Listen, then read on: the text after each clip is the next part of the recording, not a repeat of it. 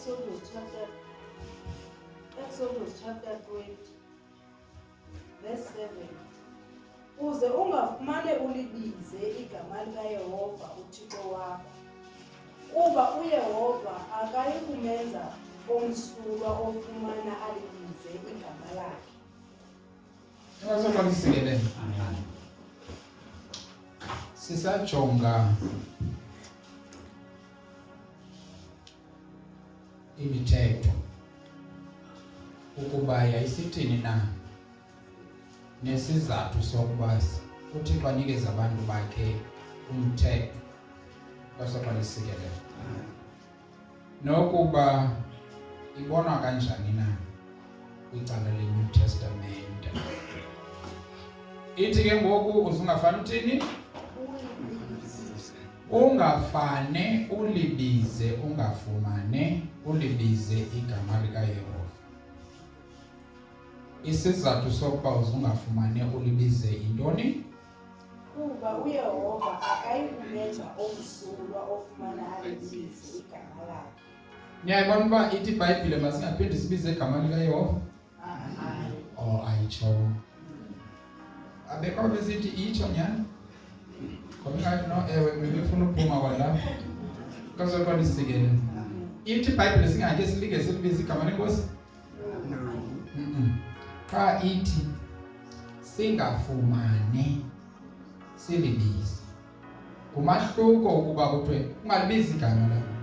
Kube khona umahluko othi ungafumane ulibize. Xa kusithiwa ungalibizi, kuthiwa vala umlomo ungaphinde ulibize. Xa kuthiwa ungafumane ulibize, leyo into funeka siyijonge nayo uba ithetha ukuthini. Ngazokolisikela. Ithi ke iBhayibhile uba umuntu uyenzile le nto athi uThixo makangayenzi, akazumenza msulwa. Ngamanye amazwi uThixo akathi xa urongo athi akho ngxaki. Nibambe loo ndawo ndiqoyithetha. uThixo akathini? Ewe, because kaloku kwezi ntshumayelo zangeli xesha siphila kuzo isingathi uba umuntu noba umuntu wenze rongo na akho problem. uThixo uzawunderstanda. Kusekwagcwele i-understanding evangelini too much. uThixo uyasi-understanda. uThixo uyasazi. Kwathi ithi iBhayibhile ukuba uthe wayenza into endithe uzungayenzi andizukwenza ube msulwa. Wasaqalisile. Nayivela? All right. Kanti leyo Leviticus chapter 19 verse 12.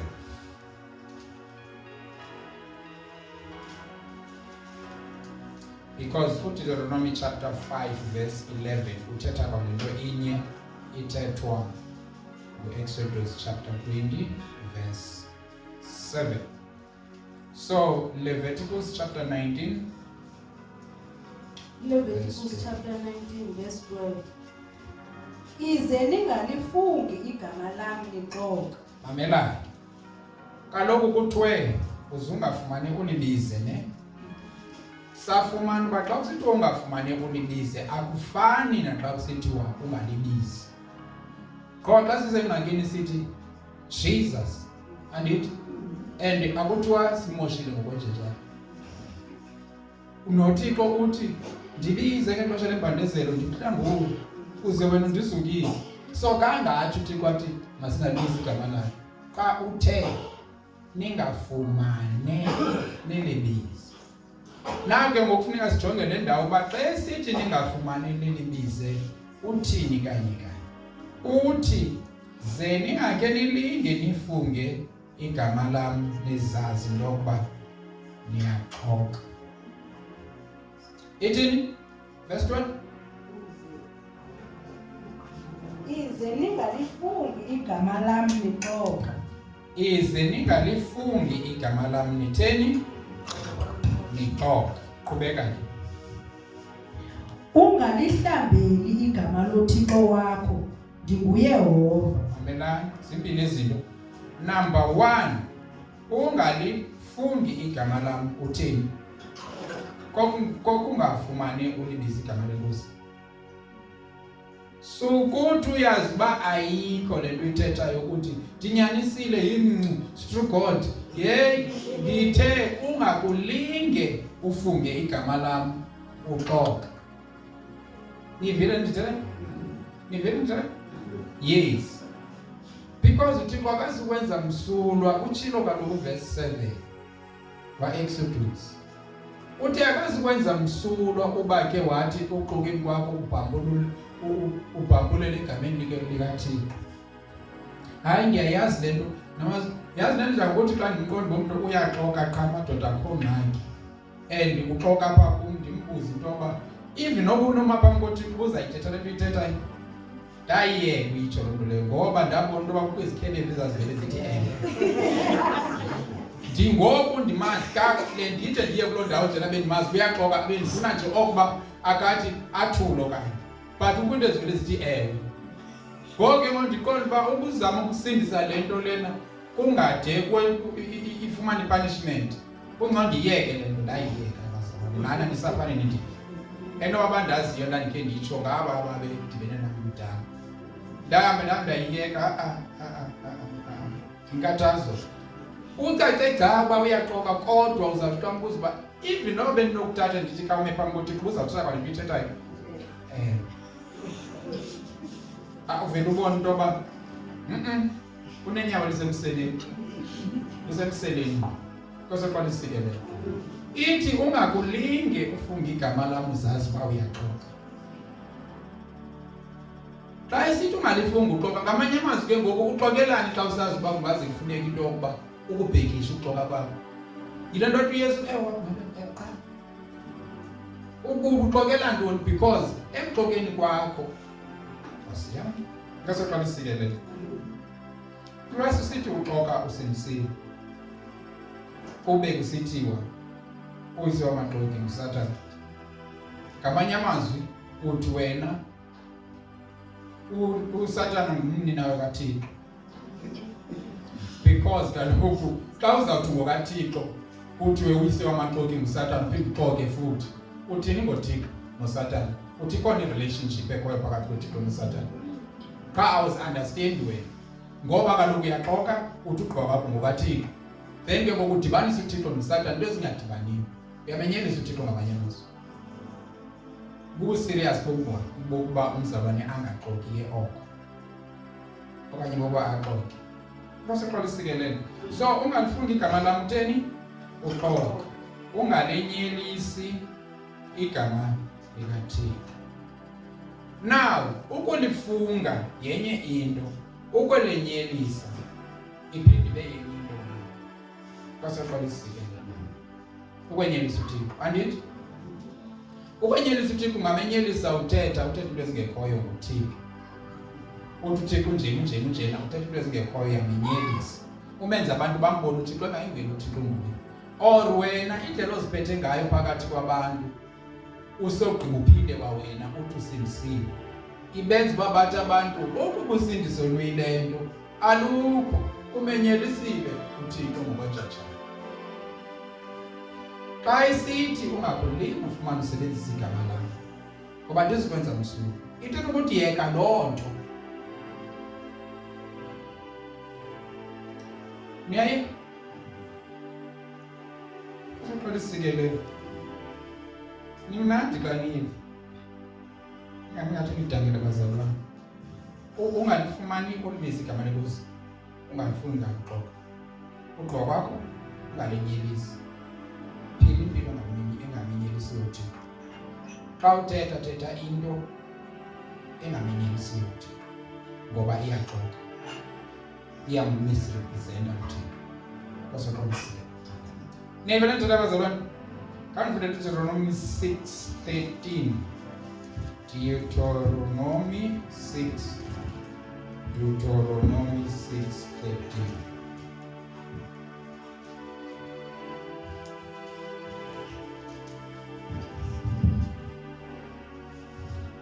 Deuteronomy chapter 6 verse 13.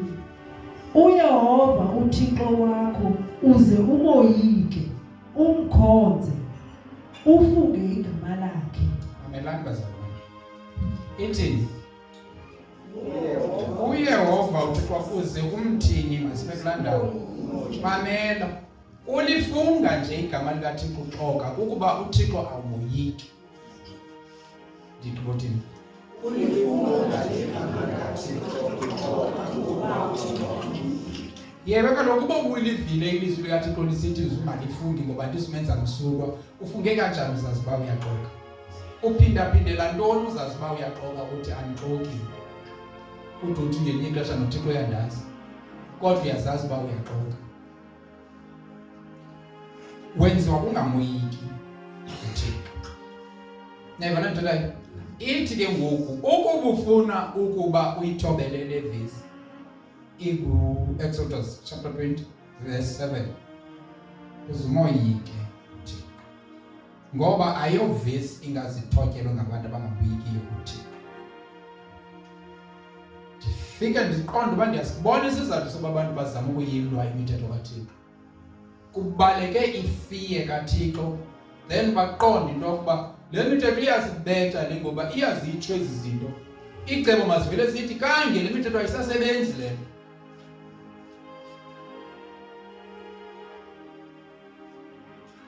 Umnqula kanjani, umkhoza kanjani uThixo ungamoyiki? Uzamthobela kanjani ungamoyiki? Uze umoyike uThixo. Thixo bazalwane wokoyiko. Abantu besenza careless nje bezi approve izinto azidisapprove uThixo. iWest le ndlu yosindiso i-approve i-divorce ethe uThixo uyayicaphukela. Ibe nothini ke ebezawuxolela badala uzibuza kubani ozona.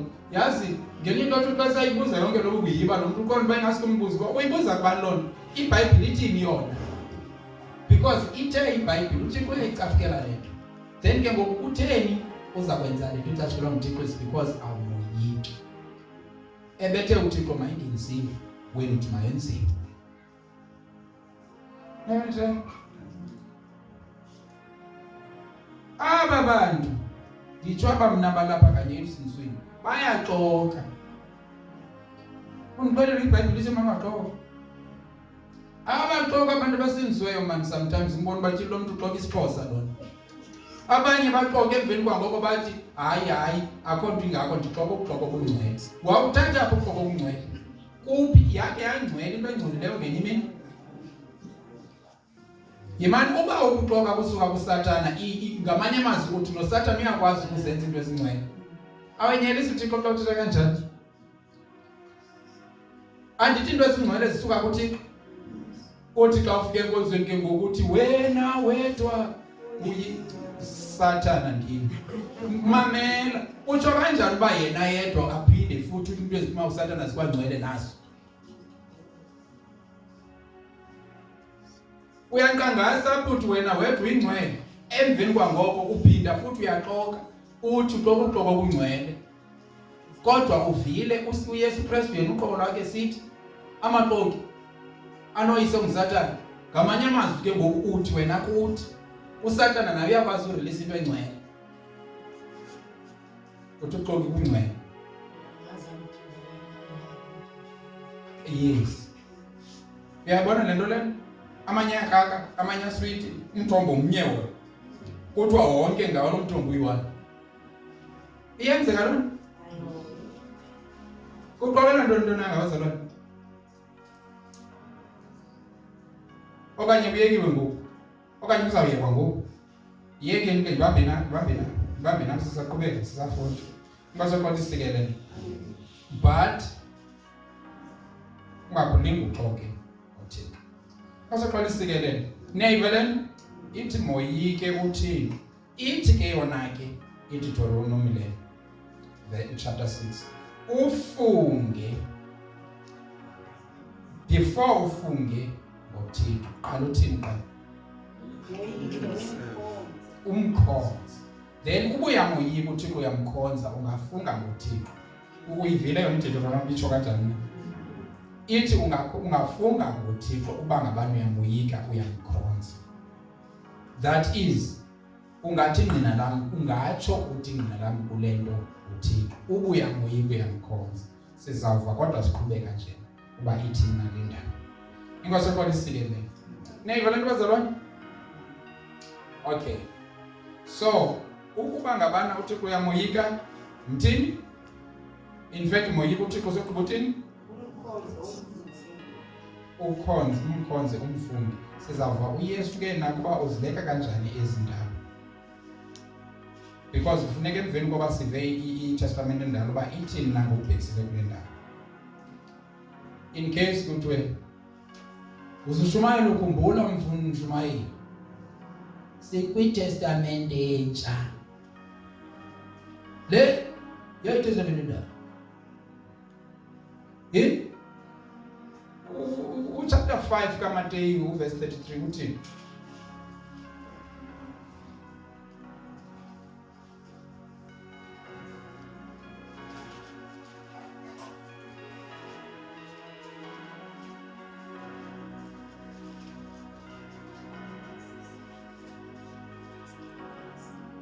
Matthew chapter 5 verse 33.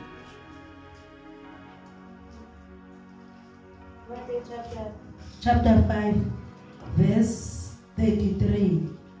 Kanjalo nivile ukuba kwathiwa kumanyanga uze ungafungi buxoki. Benike nawo kumanyanga ethela lo.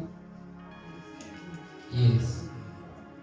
Ibitshilo Mose kwa iExodus lena yathi ungathini? Ungakufungi buxoki.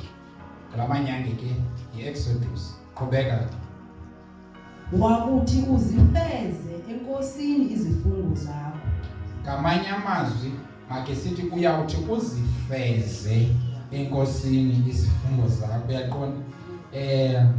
Ya understand uba wethu akhona amakhaladi nantona kodwa masithethe isixhosa sithi uyawuthi uzifeze enkosini izifungo zakho. Ne? Ngiyakabela loo nto leyo.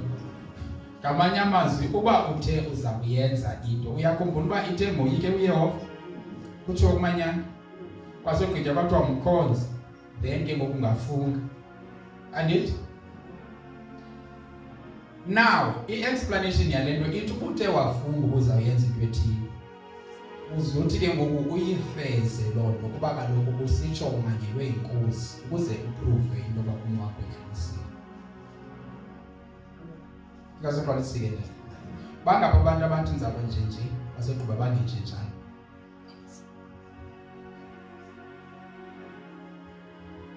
Ithi iBhayibhile ukuba uthe uzakwenza kanje yenza ngalandlela uthe wena uzakwenza ngayo.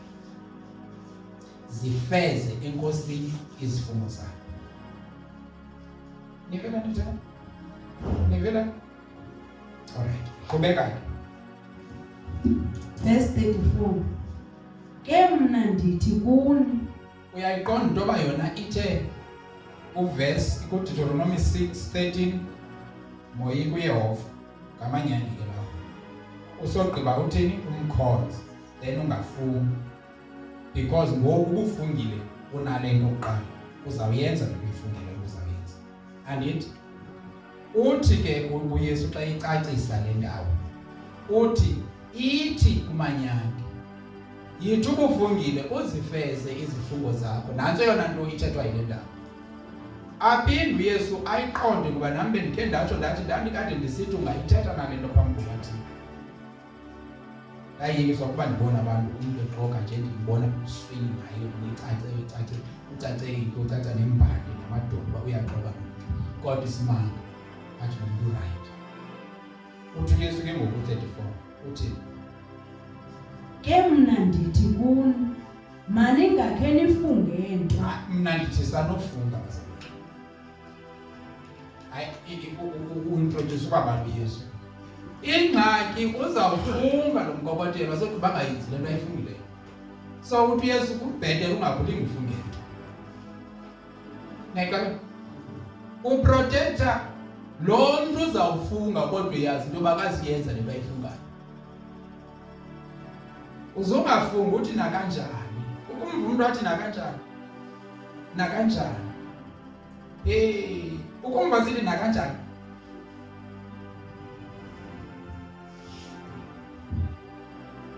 Ngeba andifuni ukukunika le pliers ngoba ndiyayazi uba awuzuyibuyisa nakanjani. ingxaki enye wayithatha wena woyilahla emlanjeni kodwa uthe uyayibona kanjani. Hey, umzekelo ngantoni wethu?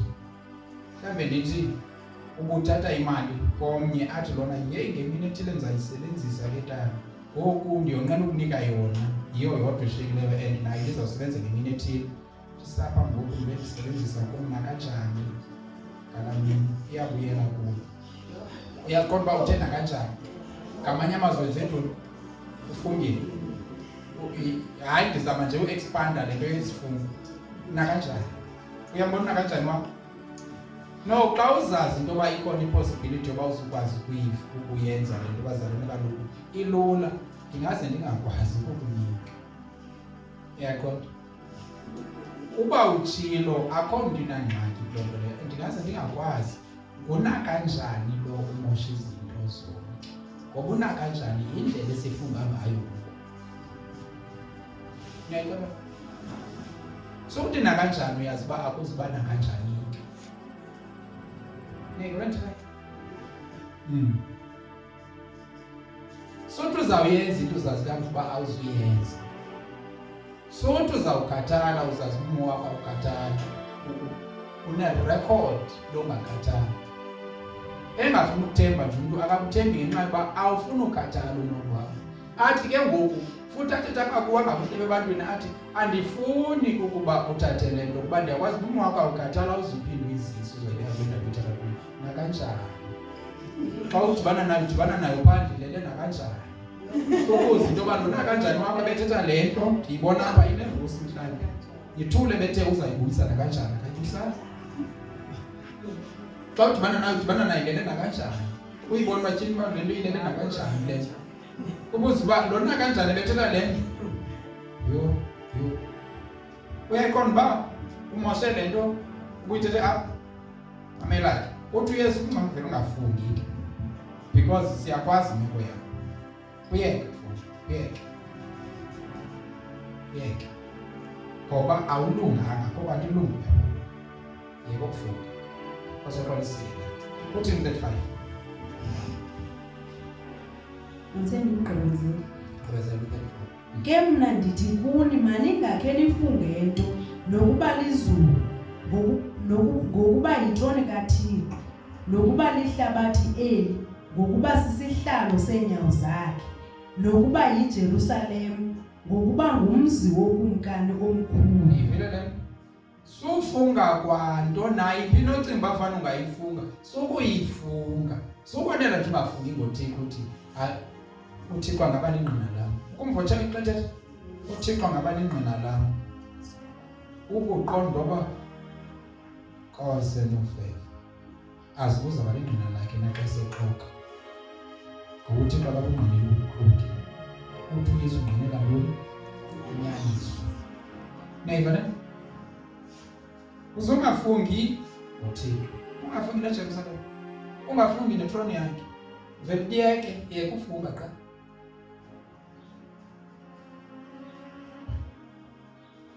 Ngamanye amazwi kupha lona kanjani because awuzuyenza le nto uthina kanjani kuyo. And ke ngoku uyamconfuse lo muntu ukuthi nakanjani kuye ngoba yena uzakuthemba uzawuyenza. Neva? Qhubeka. Ufunde u36. Verse 36. Uze ungayifungi nenhloko yakho. Ibikade izithi sufunga pha kude uyabona. Ukukuqinisekisa uba ungafungi ungathi ndinenhloko nje nathi kanyenze. Inhloko yami inenwele nje apha ukuyifunga kanjani inhloko yami. Into endidla kunyiva liyifunga sisibhozo. Asazi bisibhozo ke sisifungelwa ntoni na. Kodwa kudala andamazi athi kudala nandamagcwele sithi ndifunge isibhozo. Ufuma ntoni ngoku?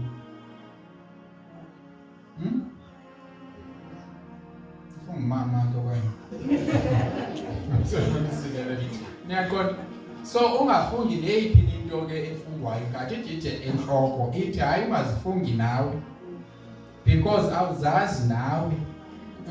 Uziqonde izathu nje isithi ungafungi inhloko yakho ngoba ithi awukwazi nokwenza inwele eyi-1. Uthi kwenye ithi iBhayibhile uzazi zonke inwele ezilapha enhloko kuyo. Into onohlala ujonga wena uyibona impossible Uthezi zikakanye ezinenene kanje ucimba afana ngazi every single purpose uThixo uzazi zonke. Neyibona? So into ungayifungele hlobo le ngoba number 1 awazi noba zingaphi nezigreen kunwena. Uyazibona nje bazimana izivele. Ngasoqonisiwe. Yeke lokho. Ngamanye amazwi uYesu uzama ukuthi ndithatha yonke into edibene nokufunga vele ukuyeka ukufunga. Qha. Neyibona? Bazalwane. Athi ndetsebe. Ilizwi lenu ke malibe ngu-ewe. Ewe. Hayi. Anithetha bazalwane omnye komnye ubuthe ewe. Ubuzi nombuza uyenza lento wathi wena ewe nzawuyenza. Lo ewe wakho mayibe ngu-ewe. Dipoti.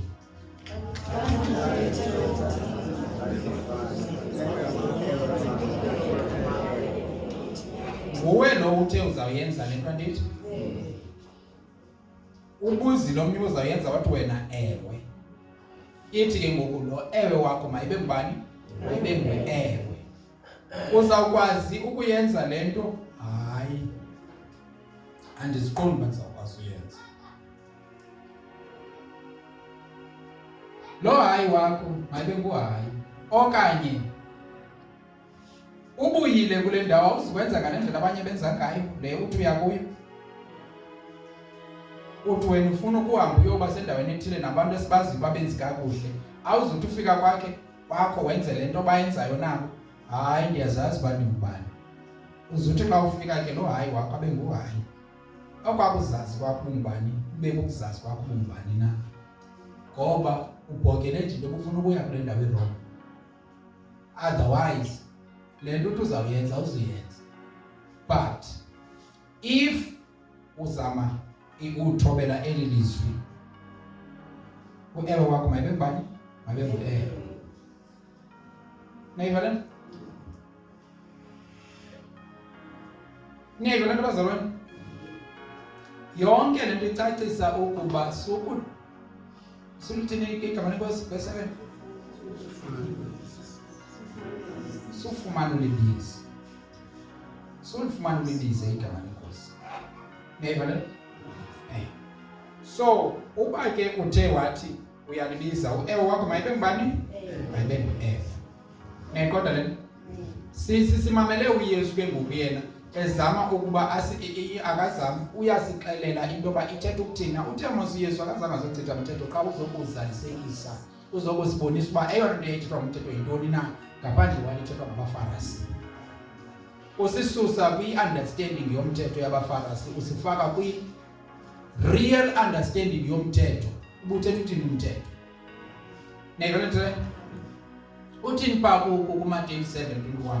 Niyamazi uMateyu 27:21. Masimfunde for the sake abantwana mazi.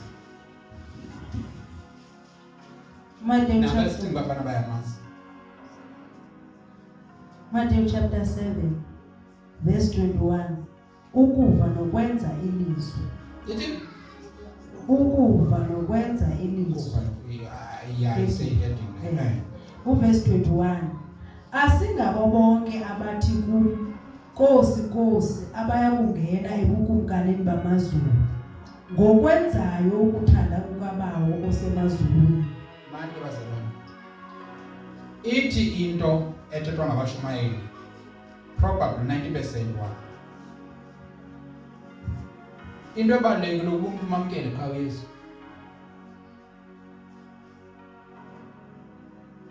The rest yezinye izinto is not zimkhuphe ezulwini. Umamkele uYesu, uyakholwa kuYesu and bukholiwe kuYesu. Noba uthe wagwilika wahamba okwenza zanto bezenza. Ayondithetha uba uwile le. Akho kuwa. Bayatsho. Itsho naba sibathembayo bashumela nakwezi radio sukuni bayazithethela. Indaba kwezi TV. Bayazithethela. Uthi uYesu yena ayingabo bonke abathi Nkosi Nkosi kumuntu. So umamela nje wonke umuntu othi singisiwe nami. Haleluya. Nami noYesu. Ukubona ubhidiswe ngumuntu ohamba apha uthi bambuza bala ayifini naliphi la. Thethana nami singisiwe.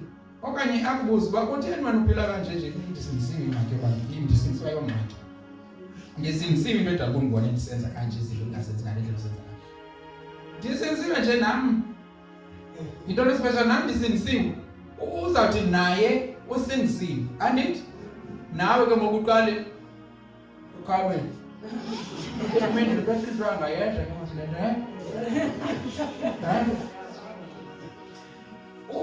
ulishiyephi ilizwi eli lithi asingabo bonke abantu ngomlomo wabo abasindisiweyo. Abantu abasindisiweyo ngabakwenzayo ukuthanda kukaThixo. Ngiyabona nje. So ukamisa kanjani xa bonke abantu besithi basindisiwe kodwa babona into abafuna uThixo?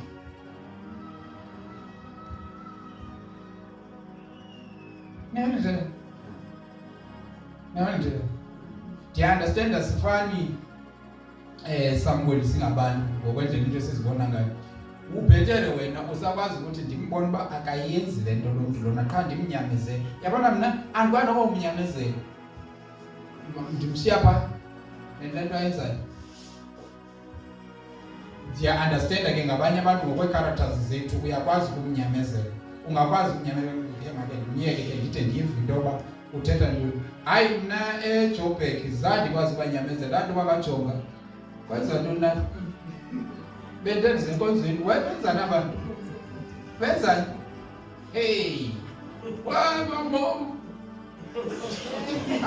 hayi mafezi ndizibona into ngaziphakela babesezibhalele sijena nenzapho but ke bona ke umuntu okokuba ziphakeme bethundubile benze lento banoba ngathi kodwa zasike zazimenya ngathi zime straight bazothi babanxiba nenantsika ke nebhlukwe kuloo nto leyo baweshipi batimela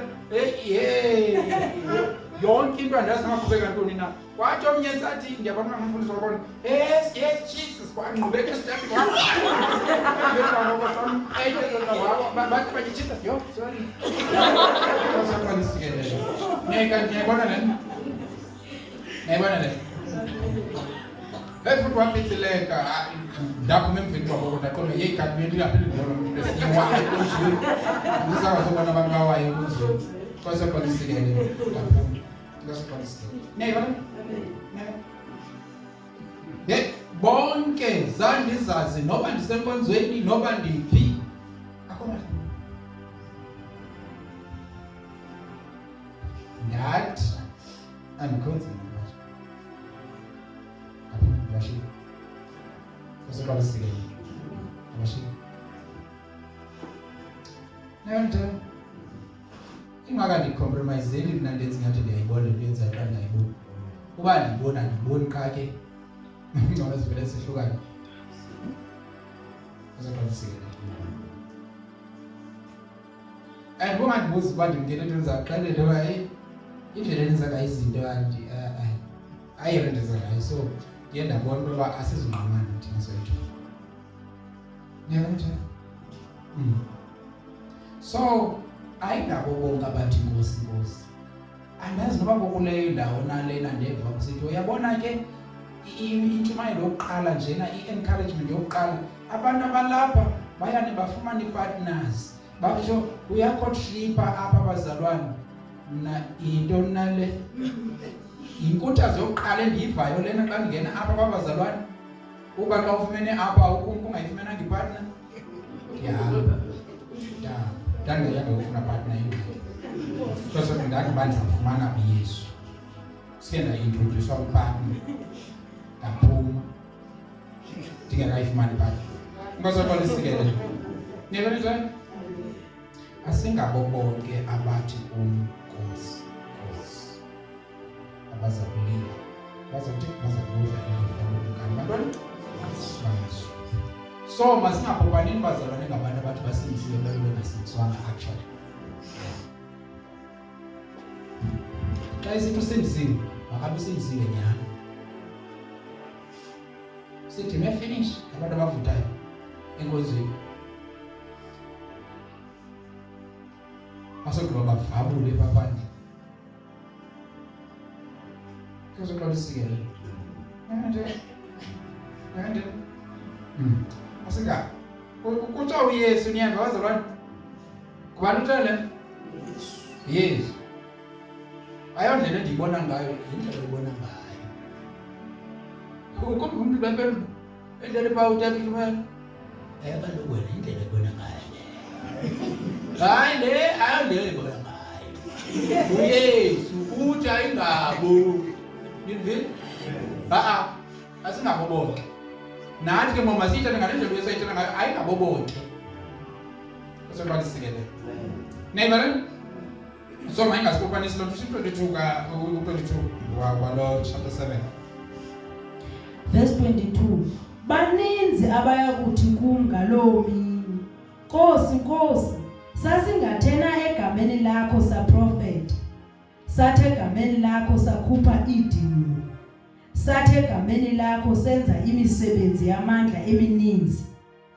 Yabazalwane, anini ababendibuza kuni izolo ndisithi isipho sinikwe uThixo sikakwazi na ukuba sikumkhusele Satan ngaso. Nathi niyazikhumbula? Niyazibona ngoba sifike kwivesi ethini? Bathini aba? Besithe egameni lakho saprofeta. Bebeprofeta egameni likabani? Yes, kaloku once umuntu aqala prophet njena sonke siqala ngokaThixo ke no, usenothi egameni likaThixo athini? A prophet. Athi ke ngoku okhupha idemon. Mhlawumbe befuna ukuthi Jesus ngoku besithi akaqoqa iGama lona ngalifaka abantu baphuma kuye. Ajame ubone liphuma na emveni kwangoko nasi into esifuna ukuzibona ke thina qala umthaseso omnye uyalibiza nabagameni likaYesu kulento yenzayo. Yazi bakhona abantu abenza izinto bangalibiza igama likaYesu, niyakhawuleza uthatheka manje nani. Sometimes bakhona abantu abake benza izinto bangalibiza igama. Firstly, ubudibana nomuntu osebenza imimangaliso, jombi igama likaYesu liphumile lapha emlonyeni wakhe. How often kuphuma igama likaYesu phaa emlonyeni wakhe? Ndiyayibona uyayenza lento ayenzayo, igama likaYesu liyangana. Abantu bayetyisa abantu inyoka namacikilishi nentoni babengabizi igama likaYesu abeni, because babeyazi into yoba le nto bayenzayo ayithixo. Bakhona abantu abaza kwenza izinto ezinotable uzibone zisenziwa bangalibiza igama likaYesu. Abanye ke baza kulibiza because kaloku wonke umuntu uyakwazi ukuthi Jesus. Abanye uthi ekhubeka njani athi Jesus, ubone bayisenziwanga le nto ndathi Jesus ntoni na. Neyibona ndithetha omnye uzawuthi xa ngabani ehlelwe ingxaki ethile athi Jesus, omnye athi vuya athi njena Jesus. Niyayikapela sekulula ubiza igama lenkosi ngoku, not knowing into yoba itshile iBhayibhile yathi akazimenza msuthi lo mntu. Umbuzo wakho uthi umyekela ntoni ngoku sithi Jesus? Umgadele kule ndawo kulo chapter 7 othi ndizawuthi xa kufika ekugqibeleni besithi sasingathanga legameni lakho. Ndithi mna yes, nanizenzile zonke izinto, niwakhuphile amadimoni, niwakhuphe egameni lakho. Good. Neyibona indithatha le nto indibeke kulaa nto ithi ukukusebenzisa ukholo nokwenza into but ungenalongo ukholo kuYesu Kristu oyimbangi nomgqibelelisi wokuba izinto zenzeke. Le nto yenzayo useve Satan ngayo. Nani anivile? Anivile? Uqala ukholo kubani? kuYesu Kristu. Oyintoni? Oyimbangi nomgqibelelisi wokholo lwethu. Then olokholo uba lulo olukwenza into yoba wenza imimangaliso. Le mimangaliso yenzayo ke ngokugenuine because isuka kwimbangi nomntu. Actually awukholwa kuwe. Bakhona abantu abathi xa ngabana kukho la period yoba kukwenza i-deliverance kuseyizi imimangaliso umbona uba lo mntu uhambela phezulu, ukholwa apha kuye, uyaziva uba ndingayenza le nto, ndingayenza. Niyayicabanga le nto bakhona abaziyo into yokuba mna andikwazi uyenza le nto, kodwa lo ukum nguye ozawuyenza le nto yenzeke. Ukhona umahluko kuloo nto. Lo urelaye kuYesu, lo uthembele kwi-confidence yakhe. Ukwazi nesikelele ifana nomuntu oprofeta nge-presumption. Angazithetha izinto zithetheke ibe ngathi zizo, kanti lo mntu lona usebenzisa another spirit ekuthiwa sise-presumption nje. Ayijonge into, ayibone iline up, iyokhupha i-answer ethile. Ukanti nyhani le ndawo xa zidibanisile ezi ndawo iphuma kulaa ndawo. Maybe uconnecte history ngalo mntu.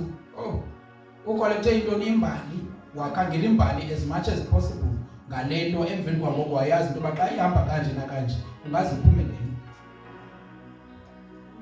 Uzawuphinda umbizo uba nguprofethi naye ngoba izawenzeka nyhani le nto izawenzeka kubo.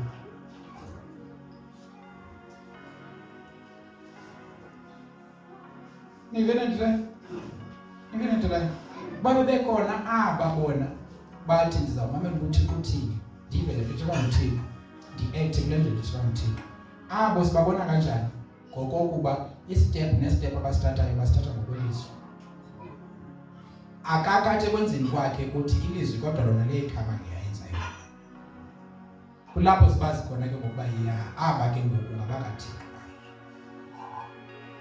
As much as uba si-right silive ilizwi lisithi uba wamkela umprofethi ngokuba engumprofethi, wamkela nesibabalo somprofethi. Andithi siyayithanda ke loo ndawo. Qala ujonge umprofethi umamkelayo uba ngumprofethi wokwamkelwa na. Mamkele kuba engumprofethi. Masaqalisile. Ngendlela bazalo. Ngendlela. Nothi bonke abanye bazawuthi sitheni sikhuphe siprofethini. Sakhuphe noni? Nyaba, sathi niqhawethu. Senza imisebenzi yamandla. Lo senza imisebenzi yamandla lenza into imisebenzi yamandla. Yilena sithi ke thina xa siyibiza siyiqhuke sithi into deliverance le. Andithi xa kuthethwa deliverance ningathi andithela nam ndewami spirit represent abantu ababo. Andithi xa kuthethwa nge-deliverance bathetha ngemisebenzi yamandla. Nengale uthi uYesu bangaba kwazi uyenza yonke lento bophuma kwi-deliverance, kanti ixesha lonke abasindiswanga or akabazi yena, because bezenza zonke ezi zinto baphikisana nelizwi indawo ezininzi abazenzayo. Inye into abavumelana nelizwi kuyo kuba kufuneka kwenziwe imisebenzi yamandla, bayalivumela ilizwi into yoba uYesu angayenza yonke into. Kodwa xa kufuneka bevumelene nelizwi lisithi mababhiyeve kakuhle, umzekelo nje ukusitsho nokwanini mabathwala bentloko, iyo bacaphise kakhulu, hayi sifaka phantsi komthetho thina asizulamkela nenze sikhululekile, si-free. Kodwa zonke into ezithethwa ngenkululeko zingathethi inkululeko. Nivele uthi ke uYesu ze nibe aweke bazalwane, not bonke. Besithi u-20 uthe ungafumani ulibize igama lenkosi ne? Yes. So ke ngoku siyabafumana uba bazawulibiza abanye, kodwa ungakhuli ngothi mphungu kubo bonke abalibizayo. That's not, ayonto ithetha ukuba leyo bakuThixo nyani, noba na ubone i-notable miracles emveni koba bebizile. Usukuphaphatheka, uphaphathekiswe imimangaliso eyibonileyo, kungenzeka uba ayingabo. Sometimes bangayenza ke izinto zenzeke kuthi kanti ngabo, xa ndithe abo ungabona ngoba basemgceni elizweni. Now simuve ke ngoku, I'm sure umuntu oweza negrace ubani? uYesu. But andibazi ke abashumayeli abakhoyo uba yintoni edala uba bathi xa uthetha ngoYesu sithi uYesu uthe nje yena, but that was before the cross, was shortly after the cross, ngexesha legrace. Ngirekhona uba semqale apha ukukwaniswa yintoni ethethayo. because kaloku iBhayibhile ithi nguYesu oze negrace. Bona oPawulos aba bangabashumayeli abakhulu begrace bayithatha igrace ubani? Yesu. Ngoba nguYesu oze nantoni? Negrace. Kwasekwalisikele. But ke ukuze sikwazi ukuba sike sibajonge masiye kuncwadi emaEfese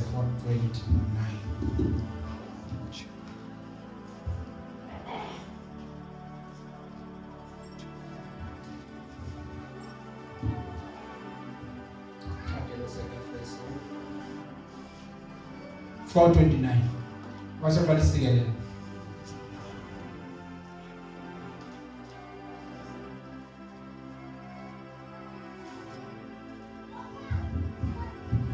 KwabaseEfese chapter 4 verse 29. Makungaphumi nanye intetho ebolileyo emlonyeni wenu. Uyakhumbula into yoba ibithe iBhayibhile xa sithethayo, alright, ithi makungaphumi intoni?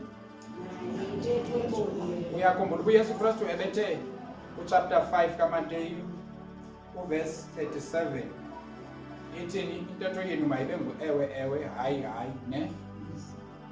So ngamanye amazwi masithethe le nto sithetha yona, siyeke lesingathethi yona, ngoba uba ke sathetha into ebetween ukuyona le nto umuntu wabembaxa kwintetho yakhe ungamazi noba uthi le nto njena noba uthi ayikho njena na. Nike nibe babona banjani? Nike nibe babotsotsi aba balalanisayo umuntu ungasoze umazi uba uthini na kanye kanye kule nto abuzwa yona, and uyenza ngamabomi le nto ukwenzela into obungamazi into yoba uthini na. Yabaqonda?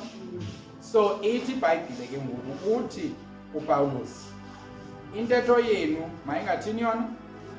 Makungaphumi nanye intetho ebolileyo emlonyeni wenu. Mayingabiyo ntetho ebolileyo. Ndiyayibona ke lena yona kuba yintetho elalanisayo, ibolile anyway, because ayikwazi ukwenza le nto uYesu masenziwe. Bethe uYesu ewe wethu mayibe nguewe, kwaye wethu baye ngohayi, ne? But ke ngoku ibola further kulaa nto yoba uthethe ngendlela ubumele uba uthethana ngayo. Niyaqonda? Uthethe ngokusa sometimes. Niyayiva le? So yintetho ebolileyo ke naleyo. Qhubeka ke. Mayibe Yesu kuba ilungele ukucula okokumncuma ukuze ibababale abadala. Mayibe intetho etheni? Elungileyo ukuze bathi abayimameleyo ibanike ubabayo. Niyayiva loo nto leyo? Inyanisile, i-good, i-true, inyanisile, yile nto uyithethayo. Awuthethe enye into kodwa uthetha lo uyithethayo. Ithi iBhayibhile intetho yakho mayibe njalo. Niyayibona? Mawungathi xa uthetha ndishiyeke ndingakwazi ngoba uphethe esithi uzawuyenza le nto okanye akuthe akazuyenza. Ngoba upractice bumenemene uba wenza. Utheni mthetho wakho? Uphethe.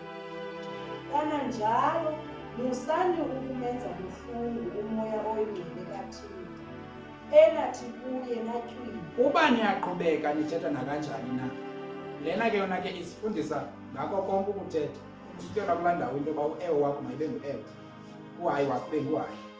Isogqiba iqhubeke ke ngoku iconclude, I mean i-include naba bantu bashawutisayo kwabanye, aba bathi xa bethetha kwabanye bathethe ibe ngathi akathethi mntwini, uthetha okanye siphunzi. Uba nentlonipho xa uthetha nabanye abazalwane, ne? Now ithi ke ngoku intetho yenu ke mayibe intetho njalo, andithi ngokuba uba ngabana anenzi kanjalo niza niyamthini umoya oyingcwele, nizamenza buhlungu umoya oyingcwele. So into edala uba sibe ne-communication eyamkelekileyo, intetho eyamkelekileyo, kungoba asifuni ukwenza buhlungu umoya oyingcwele. Ingxaki akho nto esinoyenza ngaphandle komoya oyingcwele. So ke ngoku ebhetere into masicengane nomoya oyingcwele singamenzi kanjani kakhulu. Sifunde ke ngoku 31 sesiyagqiba.